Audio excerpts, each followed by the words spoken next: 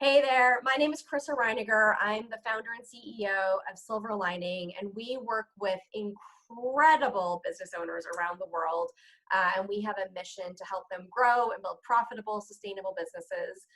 And we believe, and I believe this now more than ever, that when a small business grows, it's really an act of justice because every individual small business has such a big impact on the families, the teams, the communities, and the economies that they impact.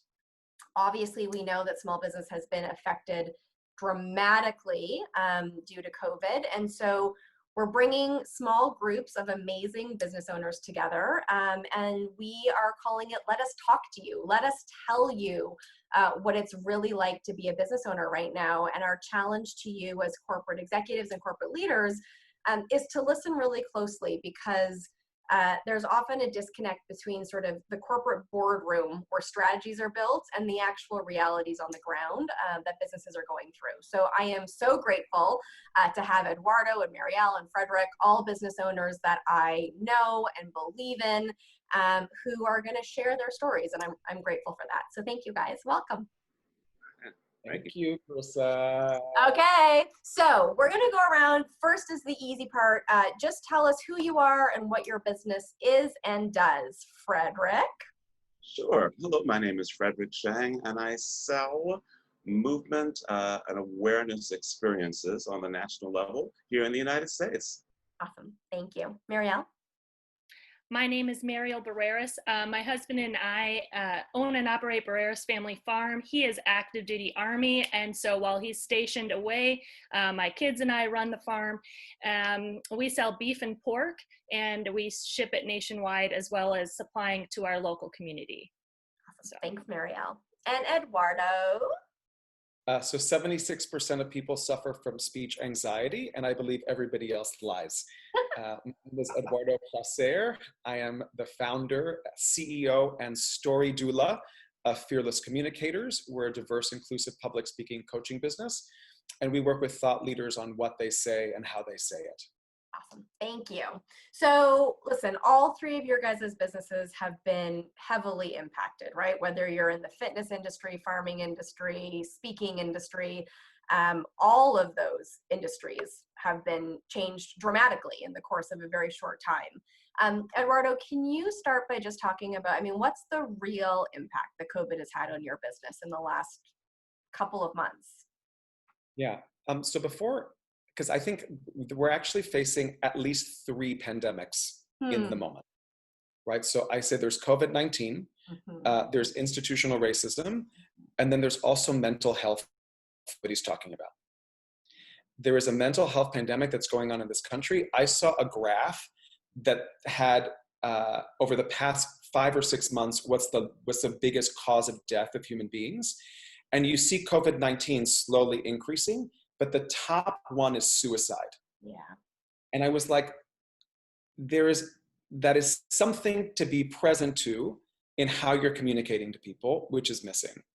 So for myself, I run a business. I'm based in New York City. I have global clients all over the world.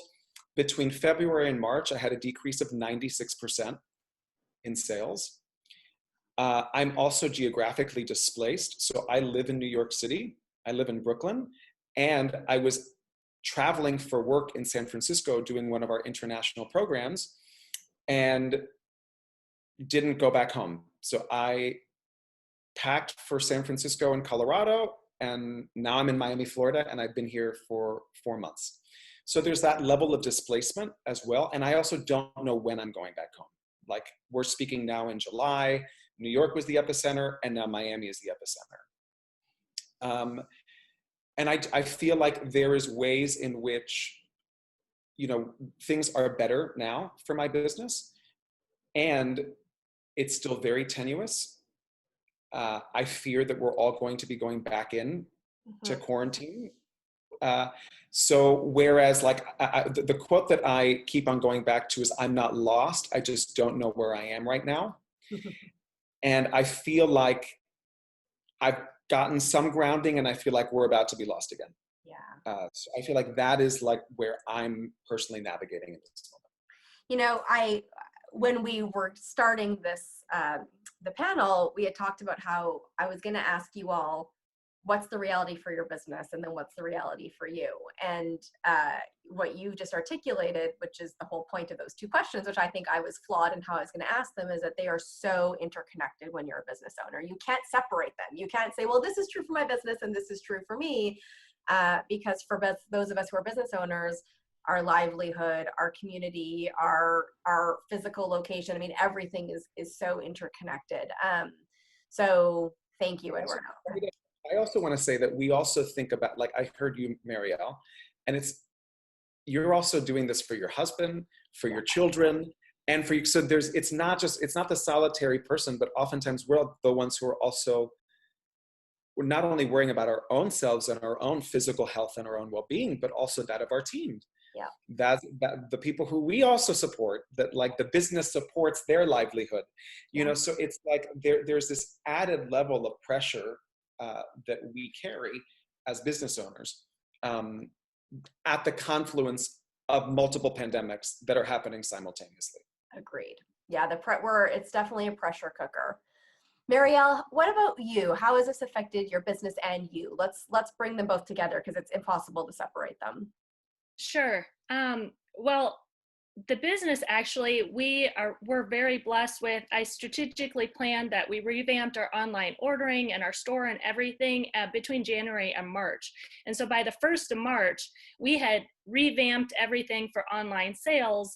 And so when the pandemic hit, we actually, because of the mass processing plants being shut down, our small farm, who already had all of our butcher dates, I have my butcher dates booked out for 2022. So we actually saw an increase. And so that was great. And I had everything lined up online that I was able to ship to. A further state we shipped was Rhode Island, Arizona, California. And so all those were in place. What really hit me, and it's really great, Eduardo, that you're so articulate and open, is my husband's stationed out of state. I'm raising the children. I'm running this farm and this business, and my mental health, I'm not going to cry, but it has taken a huge toll.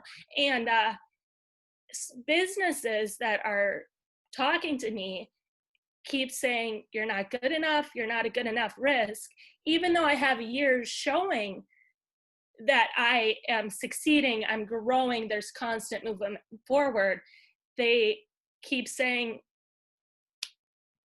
that the work I'm doing is pointless, even though I have so many families and friends and history, financial data to back up that what I am doing is worth it. That adds continual mental stress and hopelessness that I just need to bust through. So I appreciate, Eduardo, you sharing that. So I know I'm not alone, because business owners we don't talk to each other.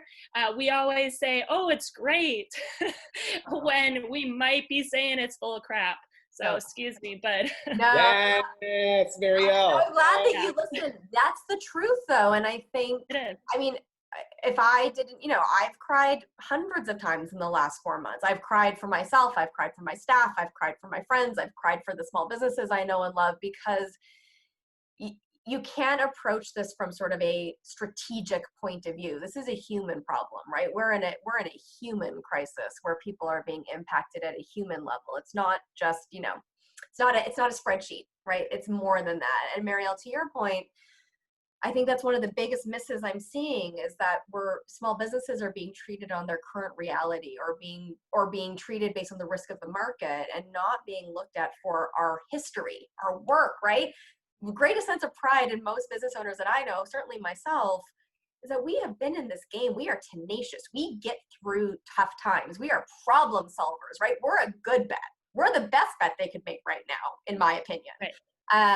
And we're the ones being sort of often written off because we're small, we're, too risky. Right. And I think that you articulating that is so great. Thank you. Thank you. Thank you. Thank you. Frederick, how about you? What's this meant for your business and for you? Well, I guess it was March 15th. My business was a completely venue-based business. I would go to clubs and teach, centers and teach and also visit clients in their homes. I think it was March 15th. That was my business. And on March 16th, Eduardo, you said that 96% of your revenue went down. Mine dropped about 100 because the venues where I teach, about 100, yeah. the venues where I teach, well, they closed. And the people who I would go to see, they said, don't come. So I had no business in the course of a few days. I got calls over a few days. That was devastating. I was fortunate in a couple of ways. Right before Apple closed, I bought a new computer. I said to a friend, I need a new computer. We went at 8 o'clock, I bought one, and at 9 o'clock they closed and they said, we're not reopening. So fortunately I had that. I also decided that I was going to be successful. I know that there are people who fall during these times. That's going to be a lot of people. And then there are also people who just say, I'm going to make it somehow. And I decided, okay, I'm going to move my entire business online because that's the only way I can do it. So I took some of the skills from some of the businesses that I had worked at, some of the formats on how they related to their clients. And I created a membership program online, which has worked so that my revenue is down only a little bit. I also have been using technology to be able, like Zoom, we're on right now, to be able to work with my clients, most of whom have left the city. I also decided to just decide I'm going to do something wild and crazy. And I threw an international festival, even though my computer was brand new. And let's go back to the 96%. 96% of my computer, I don't have the vaguest idea what's going on. But I said, I'm going to do it. And I had over 1,000 people show up and sign in. So it's impacted my business by completely shifting it. It's also brought out one of my best skills in that I am extremely optimistic and positive. I'm going to make things happen, and that's worked. Despite that, I've had some of what Marielle is talking about in terms of the emotional devastation. Many of my colleagues are floundering. They don't have whatever it was that I had that could move me forward. And so I've been able to hire them, but I can't support them. I don't have, my business isn't that large, and I'm not able to do the things that kept me sane. I love to go out to jazz clubs. I love to do all kinds of things, and I can't do, 96% of those things anymore. I'm locked in my house and trying to stay alive. Some of my colleagues have died. And so it's, in terms of my mental health, that's just devastating to know that people who I thought I was going to see and have in my life, they're gone. So my business, I'm an aberration. My business has grown in many, many ways. My income is not what it was, but I'm positioned in a great way. And so that's where I am. Frederick and I spoke a while ago, and Frederick said something that I have held with me and I reference a lot. He said, Krissa, the economy has stopped, but I have not. And I thought that is the spirit of a business owner. That's the spirit that we need to be celebrating and respecting and creating a sense of pride around and supporting, quite frankly. Which leads us to the topic. The topic that we want to dive into for the next little bit here is, for all of the corporate executives who are listening, right? There is a reality to what business owners are going through. I mean, all three of you have been very articulate and very courageous and just telling the truth, right? I mean, this is a financial crisis. This is a mental health crisis. The pressure is immense when you have to essentially change everything you've ever done, figure out a new way while protecting your family and your finances and your staff and your customers, and it goes on and on and on. And by and large, my opinion, my experience has been that corporations are missing the point in a lot of ways. They're sending out marketing and form letters and building resource centers and doing all these things with, what feels like excessive amounts of resources compared to the average small business. And it feels like they're not getting what business owners are going through, and certainly not connecting into our reality. So can you guys speak to that? I mean, the two questions that I had asked you to think about were, is there a brand that you think has done a great job that you think, oh my gosh, every time I hear from them, I think these guys really get it? And unfortunately, probably more regularly, are you experiencing the opposite? Why don't we go, let's go the opposite. Frederick, why don't we start with you? Sure. Yes, there is one company that has spoken to me in a way that I like. There's an intimacy, a recognition of what it is that I do, what my business is, respecting that and wanting it to grow, wanting my business to grow. And I feel accounted for, I guess, or I feel like they recognize who I am and what I do. And they're actually offering things that pertain to my particular reality. And I feel like I can access that. I turn around as a small business and am creating an intimacy that I think people are really craving at this time. And following it up with phone calls and creating a sense of connection, because so many people are out there feeling alone. And I'm not finding that at all from large companies. I think they have most of the companies that I'm getting information from, it just seems like they're just set up out there and trying to. There's no recognition of me, and I just feel kind of, I don't know, like a cog in a wheel. And some companies that I actually used to work for have been dishonest, which at this time I find particularly problematic in our political system with what's going on, the way that the pandemic is being dealt with here in the United States. That dishonesty and lack of integrity is just disgusting to me, and I feel that it's built upon an ethic that is out there in the United States right now, that you can be dishonest, and I think that just really rubs people the wrong way. Certainly in my case. So yeah, so having a sense of intimacy and integrity is something that I would love to see. That people say, okay, I really want to make you work because I'm a good investment. You know, I create really great things for people, and I make the world a better place, and I'm committed to hiring people during the course of the year. That's my moral commitment with my business, and paying people well, and that's a great thing. So, thank you. Yeah, sure. And I know we need a little way to clap and cheer. I do. Yeah. It seems like the era of sort of the good corporate spin is over. And not every company has stopped, right? But it's just not working.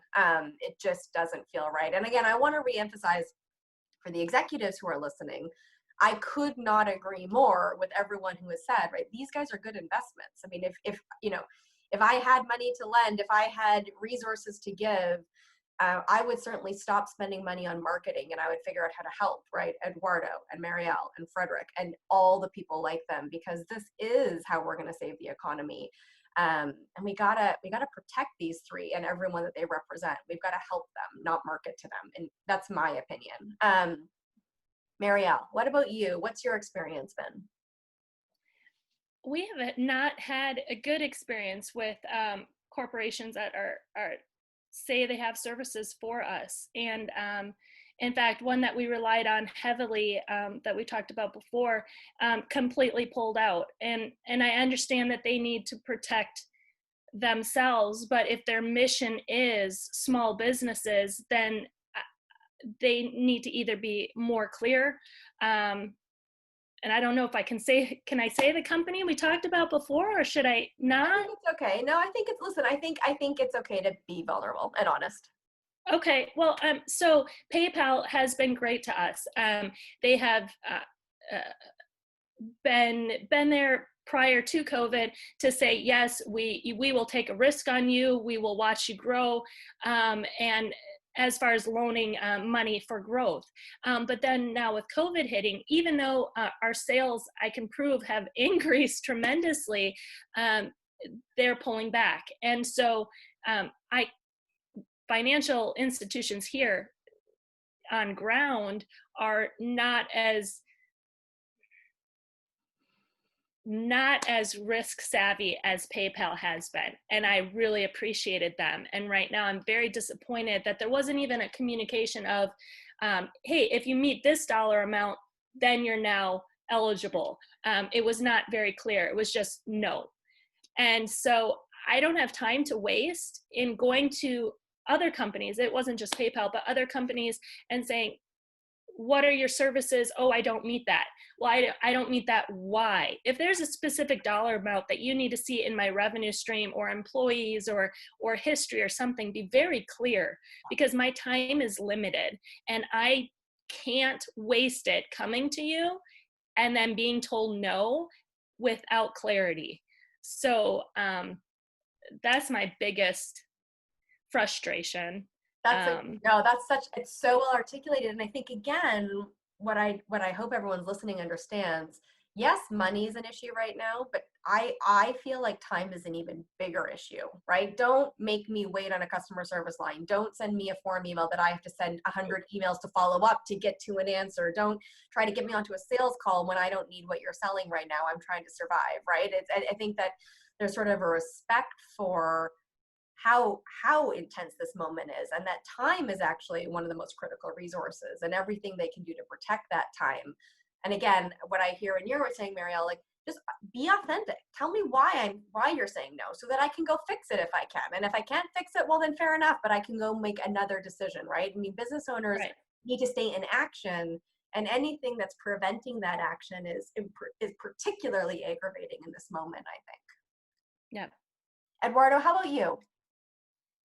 I'm going to ditto a lot of what Frederick and Marielle said. I couldn't think of any corporation that I felt, actually, you know what? Trader Joe's. Huh. I love Trader Joe's.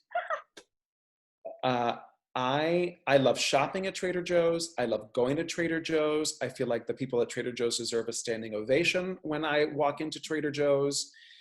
As a queer person during Pride, there were balloons everywhere. And I was like, yes, celebrate. You know, like I feel like I love Trader Joe's. Like that's a corporation or a company that I feel like is doing an extraordinary job. And I feel like they manage expectations. You walk in, I make the line, you know, it's seamless. The employees feel engaged, happy to be there, happy to be working. I would say that, and that's one of the few places that I'm actually physically experiencing, but I would say Trader Joe's, I'm like loyal to them forever, I would say, about Trader Joe's. So I had a similar experience. So, and I feel like it's a little April 2020 to talk about it, but so I banked with Chase and I was denied in the first round of the PPP loans. And I received an email form letter saying that I had not been awarded the loan amount. And I was so disheartened, disappointed, and distressed by the email that I received that I took a red pen to it and I corrected it. And I corrected it for the type of letter that I wish I would have received from the executive. And then I shared it on Twitter. I wrote a Medium article. Like I was like out in communication about it. And what I realized is that there were certain things that were missing in the communication. One was responsibility. And I think there's been a shirking of responsibility and also accountability. Meaning, like, I know that you didn't call upon this situation, CEO of Chase Bank, but guess what? You got the job. Or President of the United States. I'm sorry, nobody wanted this either, but guess what? You're the one who's there. It's your job. Sorry. And what we're also seeing is abject dismissal of accountability, right? So I didn't ask for this either. You're the person. No one is coming. You're the person in that position. And then transparency. They're not transparent, right? And so it's hiding. It's like what Marielle said. It's like they say no, but then they don't tell you why they said no. When I got the no from Chase Bank, I was like, okay, great. You said that there was a line. What number am I on the line? Who's in front of me? Why are they in front of me? And when I find out that Ruth's Chris and universities and all these other companies got the PP loan, which was intended for small businesses and like Marriott or whatever, it's that type of that just proves again the root fear, which is actually you don't have my back, Yeah. right? And then what was missing was empathy, right? So some form letter, I think that what she said is like, you know, we were surprised that that the PPP loan was popular. It wasn't popular, and there should be an expletive before the word popular. It was vital, Right. necessary, intrinsic. And it's just like missing the beat, like missing the beat of the moment. And the last piece is managing expectations. I call it rate me.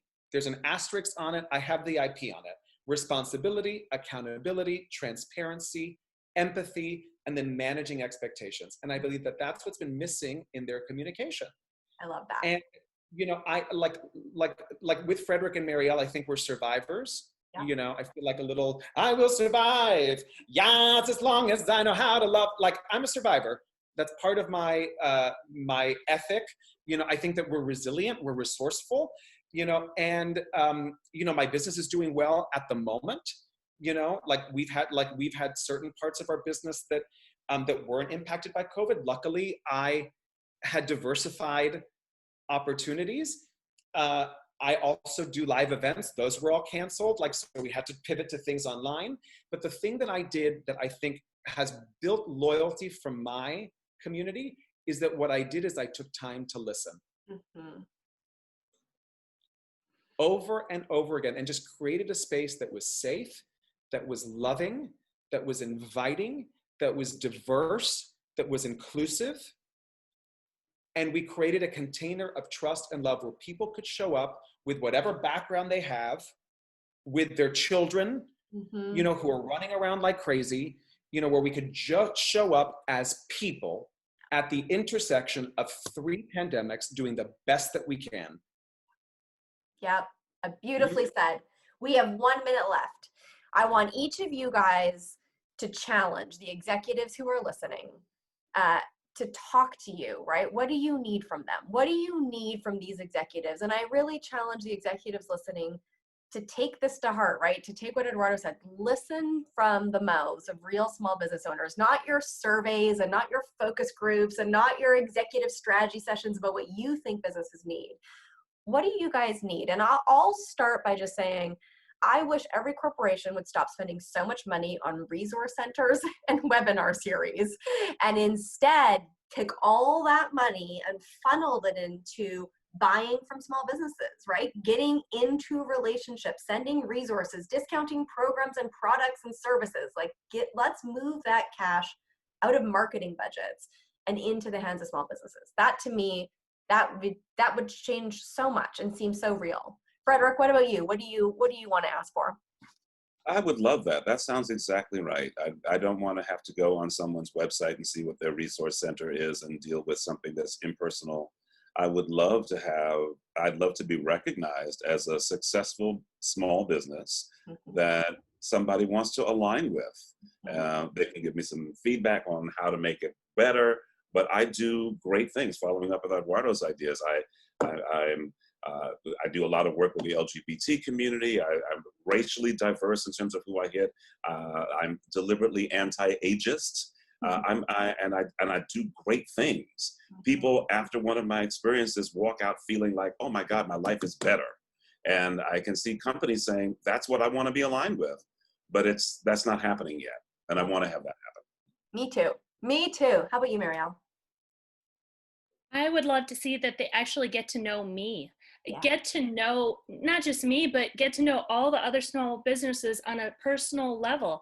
I mean, I am an Army wife. I've been an Army wife for 21 years. I am the most tenacious woman they will probably ever meet. I have lived all over the United States and overseas. I'm raising children as a single woman until my husband retires. And I am very entrepreneurial. I want them to know that I put together a team and I'm open to growing and growth. And they need to know that, not just the product that I sell, but who I am and who is driving it and driving the success of this business. They need to know my dreams and expectations so that they can service me correctly They can say, I don't offer it, but XYZ company does. Reach out to them. Here's the person that you should ask for. There needs to be that personalization, because there's hundreds of farms here in Nebraska. No one is a veteran farmer like ours. And they might sell beef and pork, but nobody sells like we do. Nobody builds that personal interaction with our customers that keeps bringing them back, and word of mouth that now we can sell nationwide. And if executives knew that and knew me, they would know that they can invest finances into me and I will make it happen. So that's what I would say. Love it. I agree. I agree with all of you. All right, Eduardo, closing comments. What do you want people to know and be thinking about? I love Frederick's 2 I's, intimacy and integrity. Mm-hmm. And I think communicating with that is key. Businesses are not people. People are people. Yes. And treat us like human beings. And I feel like that's what's missing. When you don't communicate with us like people, it's not a statistic. We're not statistics. We are not a formula on Facebook to advertise to. We are human beings with desires, with dreams, with hopes, with families, with fear, with anxiety, depressed. That if you take a pause, if you take a beat and actually think about the human beings that you're connecting to, I think that would shift your whole approach of how you're doing business in this moment. And I believe that it has to do at this intersection again of these multiple pandemics that we're living in, and if they would like to hire someone, a queer Latinx person, to teach them how to communicate with empathy, it's Fearless Communicators. We're available. Amen. And listen, this is my challenge to everyone watching. You can do so much for small business, but you can literally do something for these 3. And so these are 3 people who can train your team, who can provide food for your company, who can make sure your team are healthy and moving while they're stuck at home. I mean, these are 3 businesses who you can do the right thing by. And in exchange for you 3 sharing so vulnerably, I'm so appreciative of it.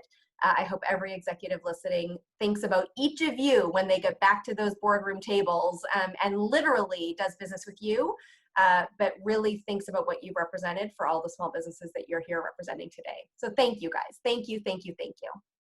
Thank you very much. Thank you. All righty.